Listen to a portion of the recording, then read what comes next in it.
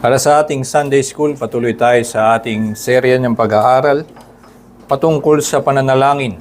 Ito ay pinamagatan kong Calling Upon the Name of the Lord upang tayo ay magkaroon ng pag-unawa sa panalangin, hindi yung relihiyosong gawain na dapat lamang nating gampanan dahil inutusan tayong manalangin at na sa ating palagay ito'y maglalapit sa atin sa Diyos, kundi na maunawaan natin na kapag tayo dumadalangin, ang pinaka-esensya nito ay tumatawag tayo sa Panginoon dahil kailangan natin ang Kanyang saklolo at hinahangad natin ang Kanyang presensya.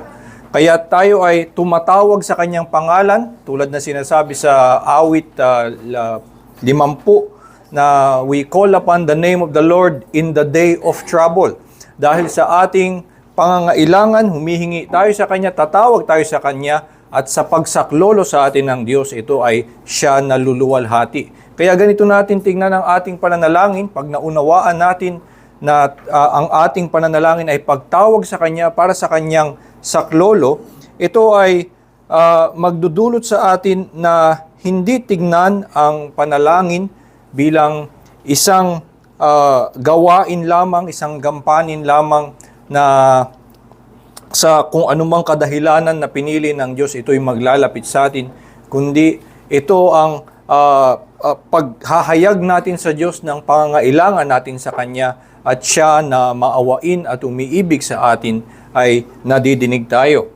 Ginagamit nating gabay ang the Lord's Prayer o tinatawag na the Our Father. Ito yung tinuro ni Jesus sa Kanyang mga disipulo na panalangin nung siya'y tanungin ng kanyang mga disipulo na nanghingi ng pagtuturo ang kanyang mga disipulo at sinabi, turuan mo kaming manalangin. At sa panalangin na kanyang tinuro, ibinigay ito ngayong kilala ng panalangin na the Our Father. Sa gawain sa kilalang relihiyon ng Romano Katoliko, ito ay dinadalangin verbatim yung buong Our Father. So memoryado nila yung panalangin. At minsan uulit-ulitin yung Our Father ng madaming beses. Ngayon, sa ating palagay, hindi mali na idalangin yung mismong mga salita ng Our Father. Merong mga awit na kantahin yung Our Father, maaaring yun din ang gamitin nating mismong panalangin. Hindi naman mali na sabihin ito kung tayo ay handang kumanta ng mga awit ng papuri at panalangin na katha ng mga tao, ay wala naman ding mali kung atin ding dadalangin yung mga salitang itinuro sa atin ng Panginoon. At ganito nga yung mga aklat na mga awit, mayroon doong 150 Psalms na ibinigay sa atin. Kung paghiwa-hiwalayin mo pa yung Psalm 119 ay mayroon doong madaming iba-ibang awit na maituring mong tigi-isang awit ang bawat 8 talata doon. Ay meron tayong ganung kadaming mga awit na itong mga salitang ito ay pinagkaloob sa atin ng Diyos mula sa Kanyang Espiritu at maaaring yung mga salitang iyon ang ating gamitin sa ating pananalangin. So, itong Our Father, isang magandang gabay. Ang pagkakasabi ni Jesus sa Mateo ay dumalangin kayong tulad nito. Pray then like this. So, ito ay hindi lamang isang panalangin na hindi dapat natin tingnan ang lahat ng panalangin, maging yung mga sa awit na ang bisa nito ay nakasalalay sa tamang pagbigkas ng mga salitang itinuro sa atin, as if para bang magic words ay ito ang mas pakikinggan ng Diyos dahil ito yung kanyang kinalulugdan na salita, kundi ang hinihiling sa atin sa lahat ng itinuturo sa atin ay ang magkaroon ng puso na sinserong tumatawag sa Kanya. At ito yung tinuro sa atin ng ating Panginoon sa Our Father. Tinuturo niya sa atin na tawagin o angkinin ang Diyos sa langit bilang ating Ama. At doon pa lamang tinuturo sa atin na meron tayong kumpiyansa na tumawag sa Kanya at siya'y makikinig sa atin bilang Ama na nag-iingat at nagmamahal sa atin. At yung bawat petisyon na itinuro doon ni Jesus ay isang gabay sa atin na maituon ang ating puso kung ano ang ating hihilingin sa Kanya. At ito nga ay isang maganda at sa kasaysayan ng pag-aaral tungkol sa panalangin. Ito ang isa ng pagtuturo tungkol sa panalangin na tingnan yung Our Father, ano ang nilalaman nito at paano ito gumagabay sa ating pananalangin. Sa ating ngang dito sa ating panambahan, kamakailan lamang nagsimula tayo na magkaroon ng bagong liturgy, yung kaayusan ng ating pagsamba. Ito ay sa ating hangarin na yung ginagawa natin na pagtitipon ay mas pag-igihin natin bilang ating pag-ibig sa Diyos, ating kagustuhan na yung pagsamba natin ay mas makalugod sa Diyos, makapagluwalhati sa Kanya at magdulot ng pagpapatibay ng ating pananampalataya. So isinaayos natin yung liturgy ayon sa nakita natin sa kasaysayan at sa natuturo mula sa turo ng Biblia. At ang mapapansin natin ginawa doon ay sa ating ngayong bagong liturgy, maraming mga pananalangin. Yung ginagawa natin sa panambahan ay nandoon yung may panalangin para sa mundo, sa bansa. Meron tayong mga panalangin na prayer of confession na sabay-sabay nating babasahin. Merong prayer of adoration na sabay-sabay nating babasahin. Yung ating buong pagsamba, lahat ng mga ginagawa natin doon ay pananalangin. At atin ngayong hangarin sa pag-aaral na ito na sa tulong noong Our Father, the Lord's Prayer na ibinigay ng Panginoong Jesus ay magabayan tayo na mas lalo pang pag-igihin ang ating ginagawang mga pananalangin sa ating pagsamba. Dito ay pupunta tayo ngayon dito sa sunod dahil napag-aralan na natin yung mga naunang mga salita ng Lord's Prayer. Nandito na tayo sa ating pag-aaral sa Thy Will Be Done. Ito ay isang kilalang phrase, kilalang panalangin at makikita ito sa likod ng mga jeep. At nakikita sa mga nakapaskil sa kung saan may billboard na nakalagay, Thy Will Be Done. At ito ay kilala ng panalangin sa Diyos na hinihiling na ang kalooban ng Diyos ang siyang matupad. Ang salin sa mga Tagalog translation sa Biblia ay matupad o masunod nawa ang iyong kalooban. Sa pag-unawa ng marami ang Thy Will Be Done, ang nagiging dating nito ay na kapag ikaw ay dumadalangin, ay ihilingin mo sa Kanya lahat ng iyong ang iyong mga gusto. So ilalabas mo lang ang iyong mga kagustuhan dahil yun talaga ang nilalaman ng iyong puso. Kung ikaw ay merong gustong mangyari sa iyong buhay, may paghihirap na gusto mong matapos o isang kaginhawaan na gusto mong makamtan, ilabas mo ito sa Diyos, hingin mo sa Kanya, ngunit sa idagdag mo sa huli, Thy Will Be Done. Parang ganoon ang nagiging pag-unawa sa pananalangin. At ito ay merong sigurong masasabi nating pagkalito sa pag-unawa ng kalooban ng Diyos. Hindi ganito ang kalooban ng Diyos na ipinagkakaloob sa atin na unawain at pangunahan. At hindi natin dapat tingnan ang pananalangin na isang pamamaraan para pilitin ng Diyos na mangyari ang ating kagustuhan. Hindi yun ang ating ginagawa kapag tayo ay tumatawag sa Kanya na ito ang mga gusto ko, nawa pangyarihin mo, kundi ang ginagawa sa panalangin sa pag-unawa natin ay na kinikilala natin siya, na siya ang may hawak ng lahat ng bagay. Alam natin na siya ang na pinangyayari niya at pinamamahalaan niya ang lahat ng pangyayari sa kasaysayan. Kaya tayo'y kumakapit sa Kanya at na tayo ay maiayon sa Kanyang kalooban. Kaya ang mas magandang pag-unawa dito sa panalangin ng Thy Will Be Done ay naunawain itong nagmumula dahil ang kalooban ng Diyos ay hindi ginagawa. Ang kalooban ng Diyos na hindi nagagawa at natutupad, yung pinanggagalingan ng panalangin sa atin na tinuturo ni Jesus, ipanalangin mong ito'y mangyari. Kung ano yung kalooban ng Diyos na hindi nagagawa. At ito'y pumapatungkol sa mga tao na hindi tumutupad sa kanyang kalooban. Ito ang kalagayan ng lahat ng tao simula nung sila'y nahulog, kaya't makikita natin sa buong Biblia, ito ang paulit-ulit na nakikita ng Diyos sa lahat ng puso ng tao sa mundo. Sa Genesis chapter 6 verse 4, sabi, "The Lord saw that the wickedness of man was great in the earth, and that every intention of the thoughts of his heart was only evil continually." Ito ay tinignan ng Diyos nung dumami na ang tao sa mundo bago niya ito padalhan ng isang baha para parusahan yung kanilang kasamaan. Ito yung pinagdulutan ng pinuntahan ng pagdami ng mga tao sa mundo. Ang mga taong dumami sa mundo ay mga makasalanan at ang lahat ng kanilang mga kagustuhan at kanilang kaisipan ay masasama lamang. At hindi ito tumutukoy lamang na ang masasama ay yung mga hindi kumikilala sa Diyos. Ito ang nakikitang lahat ng mga tao ay may ganitong nakikita sa kanilang puso. Kaya nga, ang buong mundo hanggang ngayon, sinasabi ni Pablo sa Romans chapter 8, verse 7 to 8, "The mind that is set on the flesh is hostile to God, for it does not submit to God's law.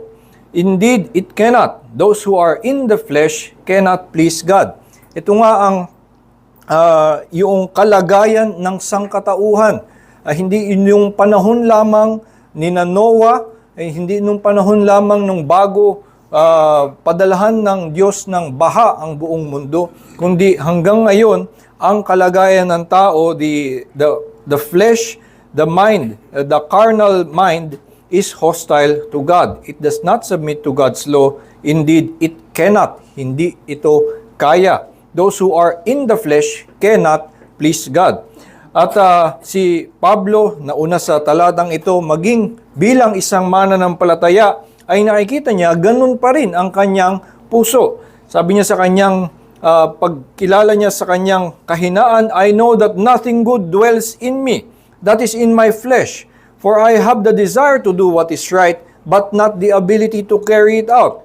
For I do not do the good I want, but the evil I do not want is what I keep on doing." So nakikita natin na dito si Pablo bilang isang apostol, isang mananampalataya na siguro tinitingala ng marami sa kanyang paglago sa kabanalan, ganun din ang pagsukat niya sa kanyang sarili, na siya ay sa kanyang sarili, "Nothing good dwells in me, in my flesh. I have the desire to do what is right, but not the ability to carry it out." So ganito ang kalagayan ng lahat ng tao, at ito yung mas pinagmumulan, o ganun nating unawain yung pinagmumulan ng panalangin na "Thy will be done."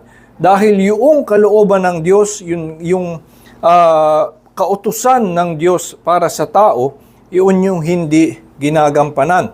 Ang lahat ng bagay sa kalikasan ay sumusunod na sa Diyos. Kung ninais ng Diyos na magkaroon ng ilaw, sinabi niyang, "Let there be light," there was light. Kung sinabi ng Diyos na magkaroon ng kahit ano sa buong mundo, kung siya'y magdeklara na dapat meron dito mga hayop, ito ay nangyayari. Kung sinabi ng Diyos na hanggang dito lang ang hangganan ng alon ng tubig, hanggang dun lamang pumupunta ang alon ng tubig.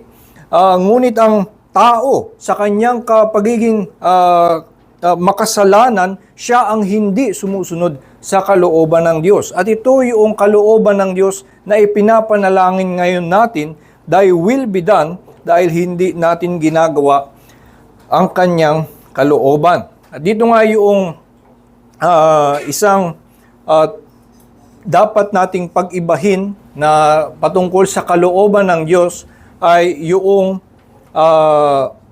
kalooban na inihayag sa atin at yung kalooban na hindi inihayag sa atin. Sinasabi sa Deuteronomy chapter 29 verse 29, "The secret things belong to the Lord our God, but the things that are revealed belong to us and to our children forever, that we may do all the words of this law."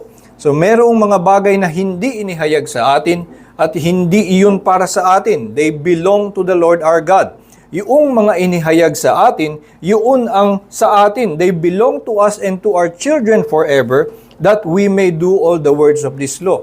So yung mga inihayag sa atin, yun ang dapat nating inaatupag para sa atin. At yung inihayag sa atin ay tungkol sa pagsunod doon sa kautusan.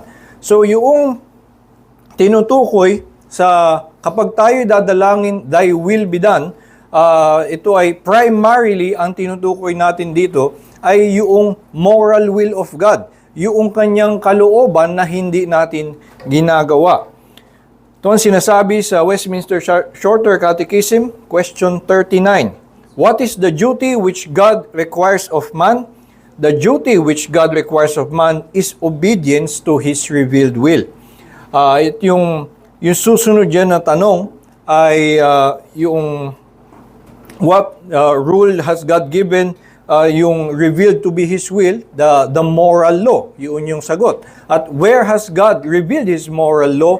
In the Ten Commandments. So ito yung mas pinapatungkulan noong kalooban ng Diyos na gusto nating mangyari, na hinihiling natin na Thy will be done. Matupad ang kanyang kalooban dahil ito ang hindi ginagawa ng kanyang bayan. Sinasabi sa Heidelberg Catechism, question 124, what is the third petition? So ito yung pag-unawa doon sa ikatlong petisyon na Thy will be done. The third petition, Thy will be done on earth as it is in heaven, that is, grant that we and all men may renounce our own will and obey without murmuring your will. So yung pinatutungkulan at sa pag-unawa ng Reformed churches sa mga catechism, makikita natin na ang tinutukoy ng panalangin na Thy will be done ay hindi yung sasabihin lamang natin yung phrase na yon pagkatapos nating hingin ano yung gusto nating mangyari. Gusto ko matanggap ako sa trabaho na ito, o gusto ko makabili ako ng sasakyan, o gusto ko na magkaroon ako ng kakayanang lumipat sa lugar na ito. Pero ang yung kalooban ang iyong mangyari na lamang. So ito'y para bang babawiin mo lang, kakambyo ko lang pagkatapos mong ilabas lahat ng gusto mo, tapos maglalagay ka lamang ng isang punctuation sa huli para hindi mo pinapangunahan ang Diyos.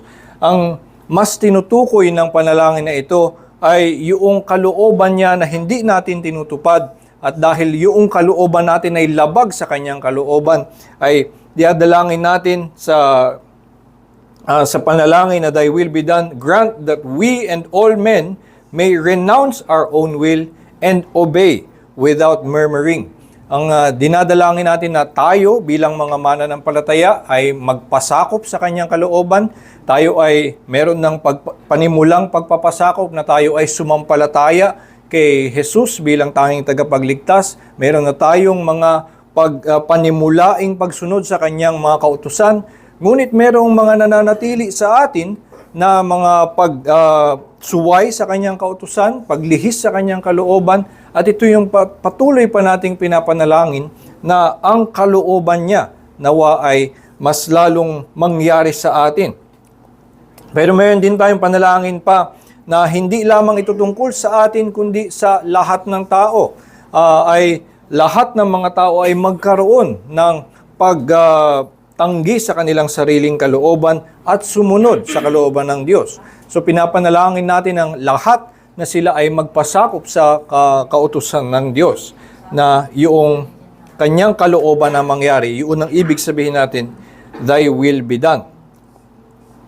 Kaya nga, ang mga nakikita natin sa banal na kasulatan ng mga example, siguro sa awit, maaari nating tingnan itong awit sa Psalm 119 bilang isang example ng panalangin na nagsasabing ang hinihiling ay, Thy will be done. Dito sa Psalm 119 verse 33 hanggang 37, Teach me, O Lord, the way of your statutes, and I will keep it to the end. Give me understanding that I may keep your law, and observe it with my whole heart. Lead me in the path of your commandments, for I delight in it. Incline my heart to your testimonies and not to selfish gain. Turn my eyes from looking at worthless things and give me life in your ways. So ito yung maaaring pagpapalawig ng pag-unawa natin kapag tayo dumadalangin na Thy will be done. Turuan tayo at baguhin ang ating puso upang tayo ay magkaroon ng kagustuhan, kaligayahan na sumunod sa kanyang mga kautusan. Kaya kung titignan natin, halimbawa dito sa 1 Timothy 2, chapter 1, verse 4, sabi ni Pablo, I urge that supplications, prayers, intercessions, and thanksgivings be made for all people, for kings and all who are in high positions, that we may lead a peaceful and quiet life, godly and dignified in every way. Itong talatang ito ang pinagmumulan ng kagawian ng mga iglesia na magkaroon ng panalangin para sa gobyerno, magkaroon ng panalangin para sa mga namumuno, dahil sinabi ni Pablo na magkaroon ng panalangin para sa mga namumuno.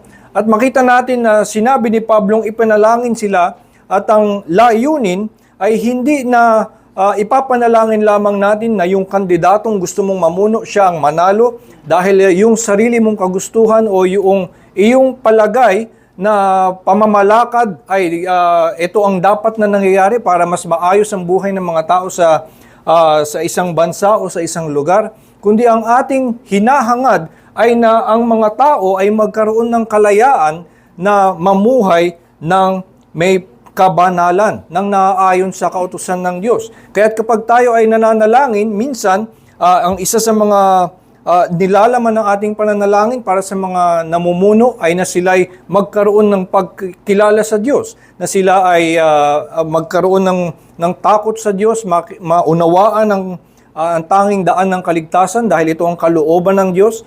At kung hindi man, kung mangyari man na ang namumuno sa atin ay hindi mananampalataya at hindi kalooban ng Diyos, na siya'y bigyan ng pananampalataya at na nananatili sa isang panahon na hindi siya sumasampalataya, ay ang dalangin natin o ang gusto natin hindi siya maging sagabal para ang mga tao ay makasamba, ang mga tao ay makalakad ng malaya ng naayon sa kabanalan. So makikita natin ang hangarin ng pananalangin natin para sa bansa, para sa mga pangyayari sa mundo ay hindi lamang yung kaayusan na yung tingin nating kaayusan, kundi kung anumang politikal na sitwasyon, sino mang namumuno, ay ang gusto natin ang mga mananampalataya ay makasamba ng malaya dahil yun ang kalooban ng Diyos. So yun ang aim ng ating mga panalangin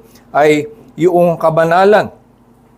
Ganon din kapag tayo ay nangihingi ng ating mga pangangailangan, yung mga tingin nating makakapagpagaan ng ating buhay o makakapag-alis ng ating hirap o makakatulong sa atin sa ating mga sitwasyon. Ang isang makikita natin sa Biblia, halimbawa sa Proverbs 38:9, sabi niya, give me neither poverty nor riches, feed me with the food that is needful for me, lest I be full and deny you and say, who is the Lord? Or lest I be poor and steal and profane the name of my God. So ito nga yung kanyang pagtawag sa Diyos, sinasabi niya mismo, wag mo ko masyadong payamanin, baka makalimutan kita. Wag mo din ako masyado gawing mahirap, baka nga baka ako'y magnakaw at maging skandalo ako sa iyong pangalan. So ang kanyang mas mataas na hangarin kaysa maging mayaman o maging mahirap ay ang maging mamuhay ng naaayon sa kalooban ng Diyos. Kaya din, halimbawa sa Psalm 119 verse 17, nung hinihiling sa panalangin, deal bountifully with me, na bigyan ako ng bountiful, marami.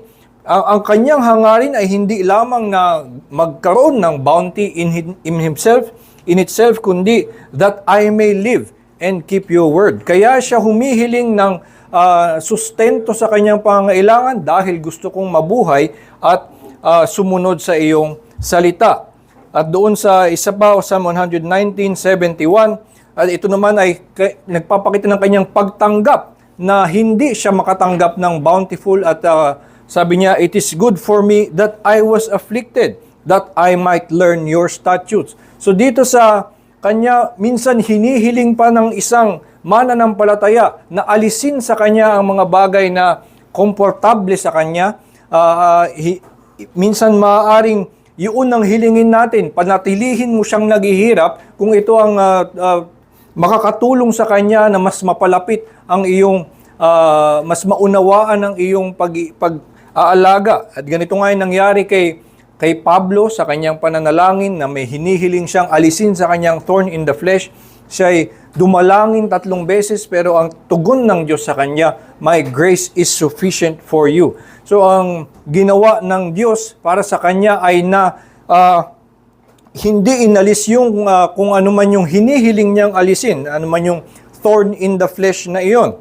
Hindi inalis sa kanya yun, ngunit ito ay nagturo sa kanya na sapat ang biyaya ng Diyos kahit na manatili sa kanya itong tinik sa kanyang laman. At kaya ito'y mas nagpalapit sa kanya sa Diyos, mas nagpaigting ng kanyang pag-ibig sa Diyos. Kaya ito yung puso na dumadalangin ng "Thy will be done." May pag-unawa na yung kalooban ng Diyos, anuman ang ating sitwasyon, ay mas makakabuti sa atin na nandun tayo sa kanyang pinag-uutos, sa daan na kanyang inilaan para sa atin, dahil ito man ay sa hirap o sa ginhawa, tayo man ay may sakit. Kaya kung sa ganoong kalagayan tayo ay may kaaliwan na tayo ay nandoon sa kalooban ng Diyos dahil ito'y mabuti para sa atin. Kaya nga, ang ibig sabihin nito sa ating mga pananalangin ay ang magiging magandang gawain para sa atin ay na yung ating mga panalangin ay mahubog ng banal na kasulatan. Yun nga yung isang naging malaking tulong para sa akin na matulungang makapanalangin. Noong naibahagi ko sa inyo maraming beses in this series na nagkaroon ng time na nahihiya akong manalangin sa harap ng maraming tao, kaya nag-quote ako ng isang kanta para mayroon akong masabi.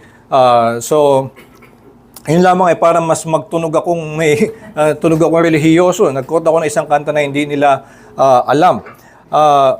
Pero yung mas nakatulong sa akin na magkaroon ng laman ng aking pananalangin ay isang mungkahi na kapag tayo ay nagbabasa ng Biblia, ay idalangin mo sa Kanya ang yung mga sinasabi sa Biblia. Yung isang halimbawa na itinuro ni Robert Murray McCheyne, yung gumawa nung sikat na daily Bible reading plan, ay meron siyang mungkahi na kapag tayo ay magbabasa ng Biblia, idalangin mo yung sinasabi doon sa salita ng Diyos. So, yung example niya na binigay, kung sinasabi sa Psalm 1, "Blessed is the man who walks not in the counsel of the wicked," pwede mong ipanalangin, "May I have the blessedness of that man."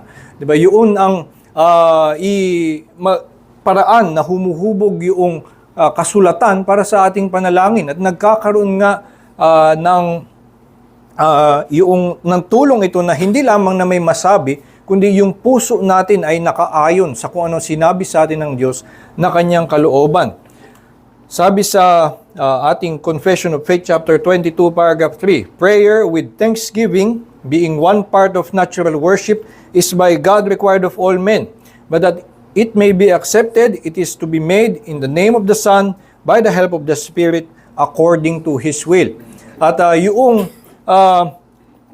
kung ang mga panalangin ay dapat na maging naaayon sa kanyang kalooban, ay ito ang isang pinaka-konkretong paraan para ang ating mga panalangin ay naaayon sa kanyang kalooban, ay hayaan natin yung panalangin natin ay nahubog ng kanyang banal na kasulatan. At ito nga ang ginagawa natin sa ating practice, sa ating worship. Kaya yung prayers, kung mapapansin natin, yung prayers of the people ay kasunod ng scripture reading. At isa sa mga panalangin doon ay kasama na yung panalangin ay mahubog noong kung anumang binasa. Kanina nung binasa yung tungkol sa 9th plague, yung panalangin ay may kinalaman sa kung anong matututunan natin sa kalooban ng Diyos noong siya ay nagpadala ng 9th plague. Kaya ito ang yung isang paraan na yung ating pananalangin pagsamba ay in a very concrete, real way, ay nahuhubog yung ating mga sinasabi sa Diyos ng banal na kasulatan. Maaari natin itong gawin in our personal lives, at syempre ito na nga ay ginagawa natin sa ating pagsamba, na yung mga panalangin ay merong pag-ayon doon sa kasulatan na itinuro sa atin. At maliban sa ito'y nahubog ng kasulatan, ang makukuha pa natin doon sa katuruan na ang ating dalangin ay Thy will be done, ay aimed at sanctification. Yun ang ating ang punong hinihiling sa kalooban ng Diyos. Isa nga sa laging tinatanong o kinalilito ng mga tao ay paano ba natin malalaman ng kalooban ng Diyos? Paano tayo mamumuhay ng naayon sa kanyang kalooban? Well, merong sinasabi sa Biblia mismo, this is the will of God. So kung nagtatanong pa tayo ng ano ang kalooban ng Diyos, what is the will of God? This is the will of God, your sanctification. At yung ating paglago sa kabanalan na tayo ay mas lalo pang mapabanal, ito ang sigurado tayong kalooban ng Diyos para sa atin. So kung tayo ay nananalangin sa kahit ano, para sa kahit anong sitwasyon ng ating buhay, kung merong may sakit, ipinapanalangin natin ang kanyang paggaling. Ngunit sa ibabaw pa nun, ay habang siya'y may sakit, pinapanalangin natin na ito'y magpatatag ng kanyang pananampalataya, magkaroon ng maging pagkakataon ito na yung mas maunawaan niya ang pag-iingat ng Diyos, ang pagkilala sa kapangyarihan ng Diyos. Ito ang mga pinapanalangin natin tungkol sa may sakit. Sa mga pag nilalapit natin sa Diyos, ang ating mga pangangailangan o ang ating mga pangarap at tayo'y tatawag sa Kanya na bigyan ng katuparan ng ating mga plano, ay ito'y ang dapat na manaig sa ating pag-iisip ay na lahat ng ating mga kagustuhan ay ipasailalim natin doon sa mga kautusan ng Diyos. So, mas mahalaga at ito yung mga malinaw na sinasabi sa ating ito ang mga dapat mong ginagawa, ito ang dapat na itsura ng iyong pamumuhay. At yung mga sinasabi sa atin ay tungkol sa kalagayan ng ating puso, na ang ating puso ay umiibig sa Diyos at sa ating kapwa. At yun yung mas mahalagang makita sa atin na kalooban ng Diyos kaysa yung tinitingnan lamang natin kung natutupad ba ang ating mga plano, kung tayo ba ay nagkaroon nitong trabaho na ito, nadagdagan ba ang ating kita, o yung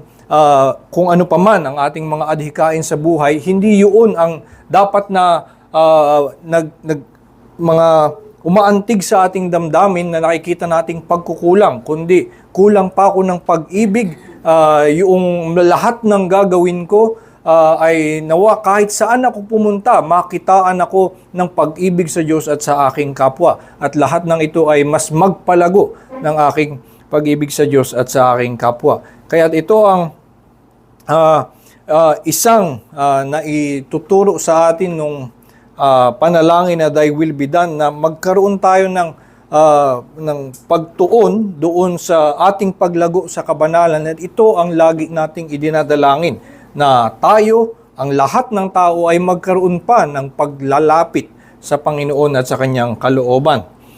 At sa lahat ng ito ay meron tayong pagtiwala sa Kanyang pag-ibig.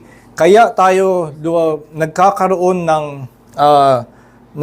pagsalalay sa Kanyang kalooban, na tayo ay sinasabi natin, anuman sa lahat, ito ang lahat ng aming kagustuhan, ngunit ang iyong kalooban ang matupad, Thy will be done. Dahil tayo ay may pananampalataya na ang Kanyang kalooban ay mas mabuti at mas makapagpapaligaya kaysa sa kung ano man ang ating mga hangarin. Sabi sa Psalm 138:8, The Lord will fulfill His purpose for me. Your steadfast love, O Lord, endures forever. Dahil may tiwala tayo na ang Diyos ay merong enduring steadfast love. Hindi nagmamaliw ang Kanyang awa at ang Kanyang pag-ibig, ay meron tayong kaligayahan na gagawin ng Diyos anuman ang Kanyang layunin para sa atin. Yung sovereignty of God, yung ating paniniwala na ang Diyos ay gagawin ang lahat ng Kanyang ninanais, ay hindi comforting na katotohanan kung wala tayong pag-unawa na siya ay a loving God whose steadfast love endures forever. Ito ay nakakatakot na doktrina kung ang alam lamang natin tungkol sa Diyos ay na hindi mapipigil ang Kanyang kalooban. Dahil kung Kanyang loobin na tayo ay paghirapin palungkutin, tayo ay pahirapan, yun ang mangyayari dahil nga hindi mapipigilan ang kanyang kalooban. Pero dahil alam natin tungkol sa Diyos that His steadfast love endures forever, tayo ay nagagalak that His will is done, ito ay hindi mapipigilan. Dahil alam natin ito ay mabuti para sa atin. Tulad nga na sinasabi sa Philippians 2:12-13, sabi sa dito, therefore, my beloved, as you have always obeyed, so now, not only as in my presence, but much more in my absence, work out your own salvation with fear and trembling. For it is God who works in you both to will and to work for His good pleasure. Kaya tayo, or sinasabi ni Pablo sa kanyang mga sinulatan, na sila daw ay magpagal sa pagsunod. Sila ay mas lalong ikilos ang kaligtasan na nasa kanila to work out the salvation that is already in them. At ang basihan nito at pinagmumulan nito ay dahil sapagkat ang Diyos ay kumikilos na sa inyo. Dahil nandyan ang Diyos in you, you work it out with fear and trembling. Dahil ang Diyos ay kumikilos in us to will and to work, we work out our own salvation. At dahil ito ay for His good pleasure sa ating pananampalataya na ang mabuting Diyos, ang maawaing Diyos ay merong layuning mabuti para sa atin, nagagalak tayo na magpasakop sa kanyang kalooban dahil ito ay all for His good pleasure. Di na sinasabi sa Romans 8:28-29, we know that for those who love God, all things work together for good. For those who are called according to His purpose. For those whom He foreknew, He also predestined to be conformed to the image of His Son, in order that He might be the firstborn among many brothers. Kilala itong talata na Romans 8:28 at kung yun lamang ang ating minememorya, minsan ang nagiging impression sa atin, kahit anong mangyari sa ating buhay, ito ay maganda, ito ay naayon sa kalooban ng Diyos. Well, sa isang banda, totoo naman ito. Ngunit ang mas argumento dito ni Pablo ay, kaya alam natin yun, alam natin na lahat ng nangyayari sa atin ay mabuti, dahil ang ginagawa ng Diyos ay inilalapit tayo sa pagkawangis kay Hesukristo. So ito ang, kaya alam mo na ang lahat ng nangyayari sa iyo ay mabuti. Sabi niya, and we know, sapagkat those whom He foreknew, He predestined to be conformed to the image of His Son. Kaya ang argumento dito ni Pablo ay, kaya mo yan alam, kaya tayo sigurado na mabuti ang lahat ng nangyayari sa atin, na ito'y patungo sa kabutihan dahil ang layunin ng Diyos para sa atin ay nailapit tayo sa pagkakakamuka kay Hesukristo. At dahil sa ganoon ang layunin ng Diyos, tayo ay may kagalakan at na sa anumang pinagdadaanan natin, ito man ay dalhin tayo ng kalooban ng Diyos. Minsan sa kahirapan, minsan sa sakit, pero dahil ito'y patungo, alam natin, sa pagiging kamuka ni Hesukristo, sa kanyang kabanalan, tayo ay may kagalakan. Kaya nga itong panalangin ng Thy will be done, sabi sa Heidelberg Catechism, yung kaninang binasa ko na panimula dito, hindi ko tinapos, sabi, what is the third petition? Thy will be done on earth as it is in heaven. That is, grant that we and all men may renounce our own will and obey without murmuring your will, which alone is good, so that everyone may fulfill his office and calling as willingly and truly as the angels do in heaven. Yung kaya tayo nagagalak na hilingin ito sa Diyos dahil meron tayong pananampalataya, yung kalooban lamang niya ang mabuti. At kaya natin hinihiling na ang lahat ng mga tao ay mamuhay ng naayon sa kanyang panawagan ay dahil alam natin na ganoon ang maligayang buhay at pinagpalang pamumuhay sa langit. Sa presensya ng Diyos, ang lahat ng nangyayari doon ay ayon sa kanyang kalooban. Ang mga anghel ay naglilingkod ng may buong kagalakan. At kaya kapag hinihiling natin din na ang Thy will be done, ay hinihiling natin na tulad ng sa langit, ang ganoong klasing kagalakan, ang ganoong klasing kagalakan sa iyong presensya ang mangyari nawa din sa amin. Dahil naniniwala kami na yaang magalak na paglilingkod sa iyo tulad ng ginagawa ng mga anghel ay ang tunay na kagalakan na mas nakakalugod kaysa sa kahit anong isipin at hilingin namin. So ito yung tinuturo sa atin ng panalangin na iyon, thy will be done on earth as it is in heaven. At nawa ay maging papaalala sa atin kung ano ang maaasahan natin sa Diyos at mahihiling natin sa Diyos na hilingin ang buong kagalakan na nadadanasan nila sa langit dahil ito ang kanyang kalooban na ibigay sa atin ng buhay and life abundantly. At itong buhay na ito ay maging yung buhay sa langit ay ipinapatikim na sa atin ng Diyos dito sa lupa. So meron po ba kayong mga tanong, comments on this topic?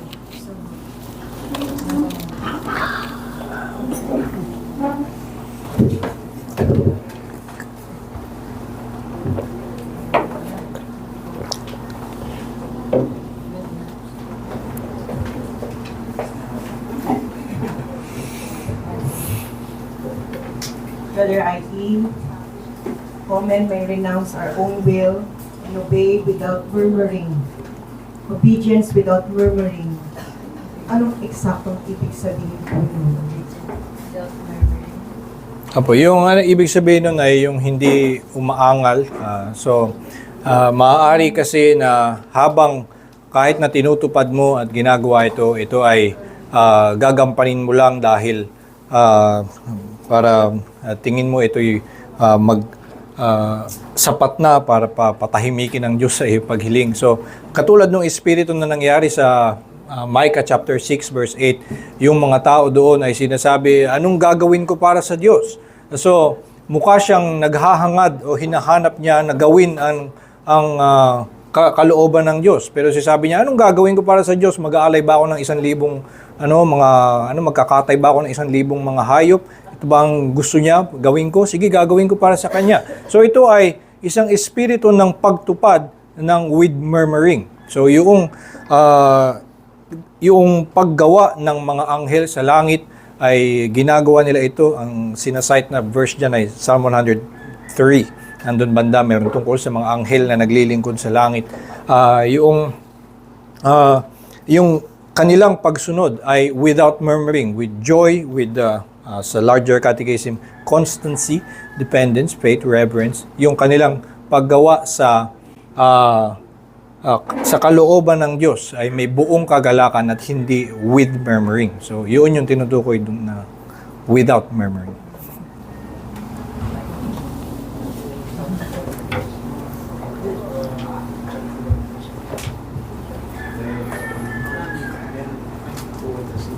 Salamat, Brother I.E. sa lectures. Yung tanong ko lang, dun sa kanina sa LBCF 22.3 natin, in-highlight ko na lang, it is to be made in the name of the Son by the help of the Spirit. Yung inano ko lang kasi parang may naalala ako dati na turo ng dating kapatiran. Na parang pag nagpa-pray daw tayo, pag hindi daw natin sinisil sa pangalan ng ating Panginoon Jesucristo, yung prayers daw natin is hanggang ceiling lang daw.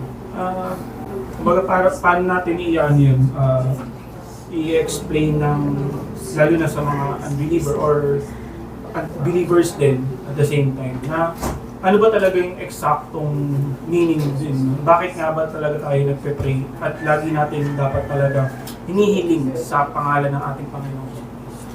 Ayun, so ang pinaka-ibig sabihin nun ay katulad ng sinasabi sa chapter 22, paragraph 1, religious worship ay to be yung in the mediation of Christ. So, lahat ng paglapit natin sa Diyos at pagsamba sa Kanya ay sa pamamagitan ni Jesucristo. Dahil tayo yung mga makasalanan, hindi tayo nakakalapit standing on ourselves. So tayo ay kumakapit at tumatayo sa biyaya ng Diyos lamang, kay Jesucristo lamang. So yun yung ibig sabihin ng in the name of His Son. So hindi ibig sabihin ito na yung kapag tayo nananalangin lagi dapat na merong those words na in the name of His Son. Madami tayong panalangin na makikita sa lumang tipan hanggang sa bagong tipan at maging yung Lord's Prayer ay in the name of His Son. Walang ganung nakalagay na sasabihin.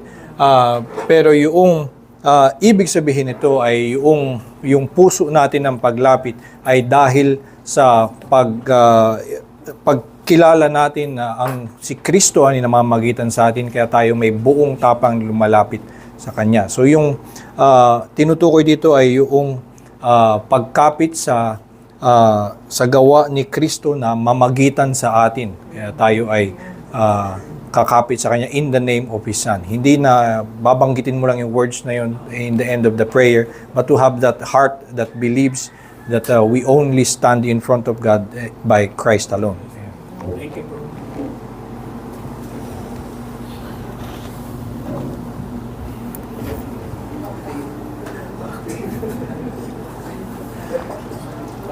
Kaya yung iba kasi, narinig ko lang pati sa social media, when they pray, we manifest, we claim. What are your thoughts about it? Can you have your thoughts about it?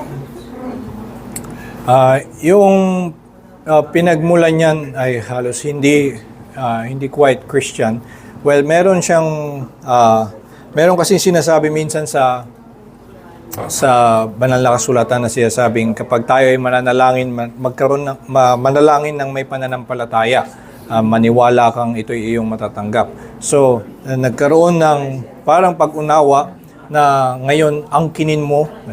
So, we claim or we manifest. Pero ito'y parang nanggaling sa ibang relihiyon o ibang superstition na mangyayari kung ano man ang iyong mga i-manifest. So, merong kailan lang na nagbiro si Tom Holland, yung bida ng Spider-Man, na sabi niya na isa daw siyang mananampalataya sa manifestation. Dahil simula pa nung bata siya, mga 10 years old yata siya, pinangarap niyang siya'y maging si Spider-Man na makatrabaho si Anne Hathaway. At lahat ng ito ay nangyari ngayong taon. So, so lahat ng ito ay nangyari sa kanya by manifesting daw. So, minsan, ganoon yung parang paniniwala ng manifestation or claiming, angkinin mo lang na ito yung mangyari. At yun yung tingin nila ibig sabihin ng asking with faith. Pero ang mas ibig sabihin ng with faith ay una with faith in the Son, in His mediation, na tayo ay kumapit sa Kanya at sa bilang si Kristo ay namamagitan sa atin, tayo makakatayo sa harapan ng Diyos. So yun yung faith, at isa pa yung confidence na hilingin sa Diyos ang kanyang mga ipinangako.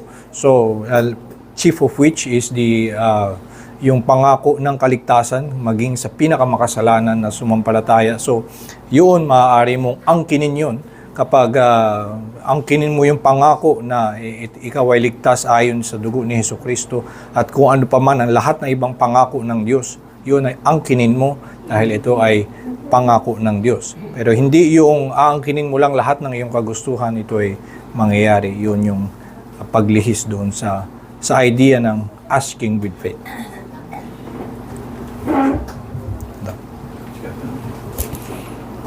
Brother Aileen, dito sa 1 Corinthians chapter 1, verse 2. To the church of God that is in Corinth, to those sanctified in Christ Jesus, called to be saints together, those who in every place Call upon the name of the Lord. Jesus Christ, both their Lord and ours. Sa Tagalog, tinignan ko yung sanctified na dito past tense. Sa Tagalog, pinapaging banal. Pero dito, sanctified past tense na. Ang tanong ko is, if sa English, sanctified, pinabanal na, righteous na. Tapos ito naman sa Tagalog, pinapaging banal as if hindi pa. Paano mangyayari kung tayo pinabanal na and yet ini-encourage pa rin tayo to live a sanctified life? As if hindi pa talaga kompleto o tapos na ang sanctification na sinasabi dito, sanctified na. Meron pong magkaibang minsang ginagamit ang salitang sanctified. So, yung pag sinasabi sa lumang tipan, yung salitang sanctify, i-consecrate yourselves, or sinasabing same word yun. Pag sinabing i-sanctify yung robe nung pare o yung kanilang mga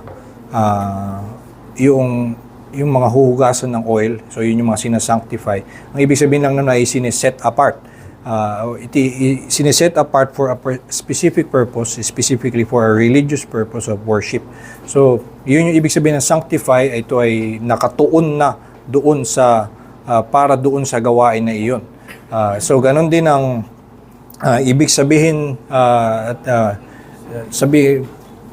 pwede nating sabihin na inaccurate yung translation na present tense yung ginamit na salita doon. It was really a past tense word to all those sanctified, kasi ang mas tinutukoy dyan ay naisinantabi kayo. Like, you were set apart for God. So, yung tinutukoy na hinihiwalay kayo, yung sa buong mundo na yung mga mananampalataya, ito ay ibinukod ng Diyos para ikaw ay maging set apart for holiness, set apart for glory. Yun yung tinutukoy doon. So mayroong ganun na yan ay tapos na, you are set apart for that. Pero at the same time, ginagawa sa atin yun na tayo ay pinapabanal. So maraming pagkakataon maging sa Bagong Tipan, makikita natin yun about the Christians, that they are already sanctified, pero ang tinutukoy doon hindi na tapos na yung pagpapabanal sa kanila, kundi sila ay ibinukod para sa gawain. Yun yung tinutukoy na set apart. Pero hindi ibig sabihin nun at sasabihin din ng buong banal na kasulatan na may nananatiling kasalanan, patuloy pa sila sa paglago sa kabanalan at patuloy pa nila ito dapat na pagpursigihan yung paglago sa kabanalan dahil meron pang iba yung tinutukoy na sanctification doon. So how would you differ yung sinasabi, we are declared righteous in the sight of God because of the Lord Jesus Christ who died for us. And anong difference nun doon sinasabi? You declared the declaration of being righteous and yung to be sanctified. Just, the difference between the two. Iba lang po yung tinutukoy na act of God. Lahat ng yan ay part of the benefits of salvation na ginagawa para sa atin. Yung to be declared righteous is justification. Yung pag-aaring ganap sa atin bilang matuwid. So ito ay patungkol sa iyong katwiran ayon sa batas. Iba yung pagtabi sa iyo, pagbukod sa iyo para sa gawain. Yun ay mas maaaring maitawag na nakakabit sa effectual calling in relation dun sa mga words na ginamit dun sa 1 Corinthians 1:2 na you were called to be saints together with all who are called or calling upon the name of the Lord. So ito ay yung sila'y itinabi para doon. So yun yung mas tinutukoy na set apart, ibinukod sila para doon. Iba yun sa pag-aring ganap at iba din yun sa yung sanctification na tinutukoy na pagpapalago doon sa kanalan. Yes po. Sa akin naman, Brother, yun nga, paki-qualify na ulit na sa kanina, di ba, binabanggit natin yung mga gusto natin, let's say, mga pangarap natin o gusto nating mangyari. And yet, through that prayer na, pag binabanggit natin na thy will be done, ay yun, nasusupil ba? I mean, yung mga gusto ng tao ay, through that prayer, ay nandoon yung gumagawa ang Diyos na yung gusto natin ay minsan hindi na nagiging, yung gusto natin ay panalangin na yung gusto ng Diyos ang mangyari sa buhay natin. Ganun ba yan? Yung pag sa panalangin natin, unti-unti yung gusto natin ay magiging masunod natin yung gusto ng Diyos sa buhay natin. Ito yung una tinuturo sa atin yung mas tamang espiritu ng pagpananalangin ay hindi na iipilit sa Diyos yung ating kagustuhan. Hindi yun ang ating hangarin kapag tayo tumatawag sa Kanya. Kundi hinahayag natin ang ating mga kagustuhan pero meron tayong hangarin, ang ating gustong mangyari ay ang Kanyang kalooban. So, bahagi ng pananalangin na sabihin sa Kanya ang ating mga kagustuhan pero hindi bilang na sa pag-asa na anumang gusto natin igagawin ng Diyos, kundi bilang pakikipag-ugnayan sa Kanya, bilang ating relasyon sa Kanya, at pagiging tapat na ilahad sa Kanya ang ating puso, ay sinasabi natin ang laman ng ating puso.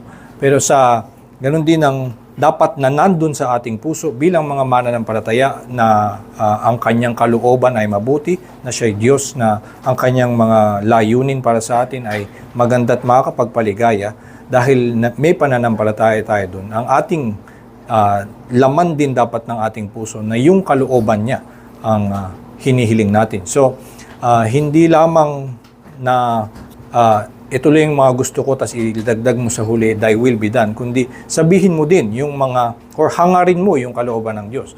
Hangarin mo na lumago sa pag-ibig, na pagsisihin ng mga tao sa kanilang kasalanan, yung mga injustice o yung mga kahirapan, lahat ng yan ay may pinag-ugatan na kasalanan.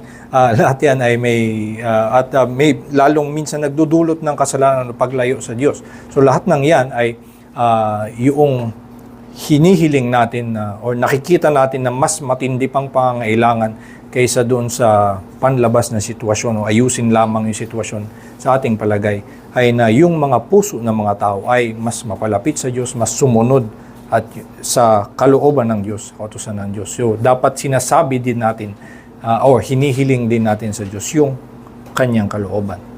Ibig sabihin. Thank you. Siguro last na po. Nung nag-pray si Jesus. Sa Gethsemane ng thy will be done, ano nangyari doon? Kasi he wanted the cup to be taken. Pero hindi yan Ayun. So, yung thy will be done na sinabi ni Jesus ay ito nga ay una hinahayag niya yung nilalaman ng kanyang puso. At hinayag niya yung kanyang kagustuhan na alisin yung cup. So yun ay in relation to the yung providensya ng Diyos na yung kahirapan ay hindi na niya pagdanasin. So yun yung hinahayag lang niya na laman ng kanyang puso din. Pero sa ganun din, dinadalangin niya that your will be done. Yung mismong salitang yon ay hindi na, o sige pero ano man yung iyong kalooban, kundi alam ni Kristo kung ano yung kalooban ng Diyos. Alam niya na yun ang kanyang kalooban, na pagdaanin siya doon, na ibigay niya ang kanyang buhay. So, meron siyang pagsabi din na ito'y nawa matupad. So, yun, may kinalaman din yun sa to obey without murmuring His will. Yung kanyang kasama doon, yung ano man yung revealed sa kanya, at kay Kristo revealed kung ano yung kanyang pagdadaanan. Kaya ito yung kanyang dinadalangin na ito'y mangyari. Hindi mo.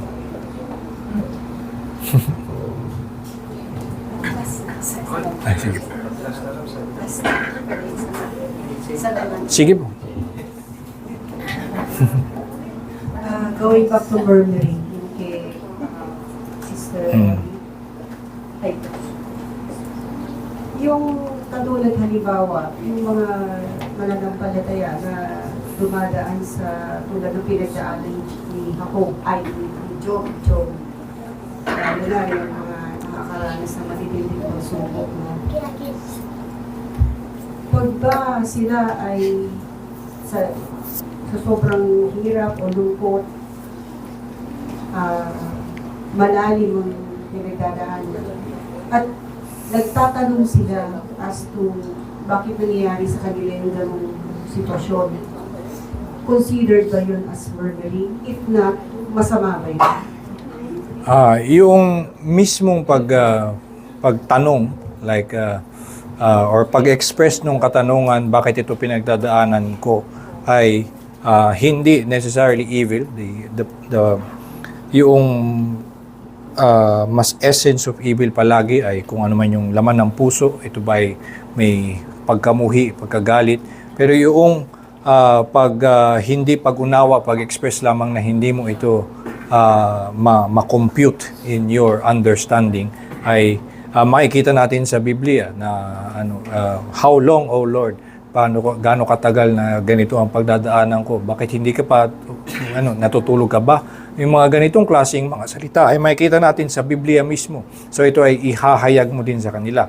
Yung ng murmuring ay merong pagdududa sa kanyang kabutihan, merong pagdududa sa kanyang layunin para sa atin. Pero maaaring magtanong with faith tungkol sa kanyang kalooban, hindi yun necessarily murmuring. Ang mas issue palagi, always, in almost everything sa kalooban ng Diyos ay yung puso. So, ganun din actually yung sa Thy will be done, na pag-unawa na ito ang providensya ng Diyos na hindi ko maunawaan. Kapag sinasabi nating Thy will be done, ang puso nun ay nawa magpasakop ako anuman ang aking pagdadaanan. So, ito ay naalisin yung murmuring. Parang yun, kaya yung without murmuring, na hindi na ako, magkaroon ako ng pananampalataya na ito'y mabuti para sa akin. So yun yung sinasabi sa Thy will be done, dahil ito ang revealed will sa akin, ako'y magtiwala sa Kanya at patuloy na umibig sa Kanya kahit ano ang aking pagdadaanan. So yun yung revealed will versus secret will. Anyway, yun naman po, labas na tayo sa time. So tayo po ay magpapatuloy dito sa ating pag-aaral on prayer sa mga susunod. Tayo po ay manalangin. Ama naming Diyos, kami ay nagpapasalamat sa iyo sa iyong katuruan tungkol sa pananalangin, na sa iyong biyaya, sa iyong yaman ng awa sa amin, kami na mga makasalanan ay pinangakuan mo na maaari kaming makatikim ng kaligayahan na meron sa langit.